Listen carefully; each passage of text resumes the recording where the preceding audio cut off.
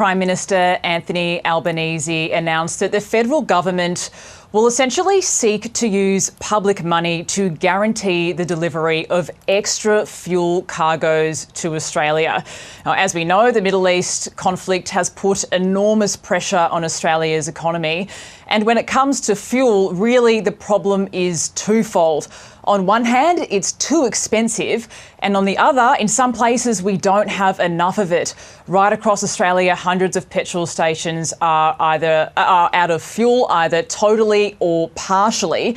Now, Labor insists that this fuel shortage is being driven by demand rather than supply constraints, but really that is little consolation to those people all across Australia who cannot buy fuel at the bowser. So today, the government has taken further steps to make sure that supply of fuel keeps coming to Australia in the months ahead.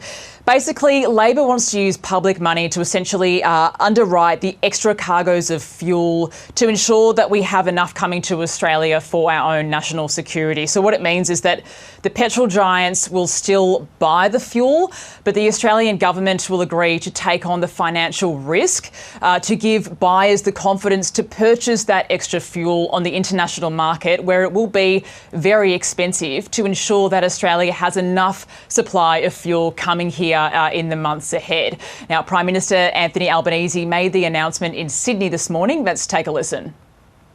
This support from the government will not be business as usual. It has to be additional supplies that are available on the international market, and it literally will be underwriting the purchase of shiploads of fuel to get here to Australia. While Australia's fuel supply outlook remains secure in the near term because of the actions that the government has taken, let's be clear that the longer this war goes on, the more the impacts will be. Now, this fuel crisis really has raised multiple issues for the government on several fronts, raising questions like, how much fuel does Australia have in reserve? Now, the government says we have more than a month's worth of fuel, including petrol and jet fuel. Also, how effectively can we negotiate to make sure that we keep having extra fuel coming here to Australia, given that Australia imports most of its supplies? That's where this plan to underwrite those extra fuel cargoes comes in. And also, how do we weather some of the economic pain and the cost of living problems that lie ahead as a result of this crisis in the Middle East? Now, that third question really is where the coalition is pushing the federal government. The opposition wants to halve the fuel excise to save Australians some money at the bowser.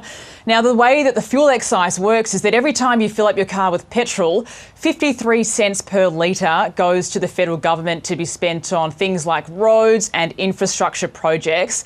The opposition wants to halve this fuel excise so that instead of paying about 53 cents a litre, you'll be paying about 26 a litre instead. So that's going to save you some money.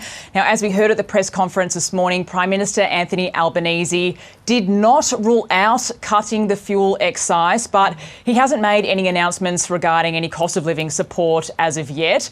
Really, the focus for the government when it comes to fuel is all about supply, and that's what we've heard today from this morning's announcement. And Sam, of course, part of the problem with this disruption in supply, particularly to regional and rural areas, is the fact that people are panic buying, and the Prime Minister had a message for those who are queuing up with their jerry cans. That's right. The Prime Minister said, hang in there, do not panic buy. Labor has consistently said that we have enough supply of fuel coming into Australia. Don't fill up your cars with, don't take jerry cans down to the petrol station and take lots of extra fuel back home. There's absolutely no need for that, and that's putting a lot of pressure on petrol stations, particularly in regional areas where we are seeing some of those shortages. All right, Samantha Dick reporting for us from Canberra. Thank you.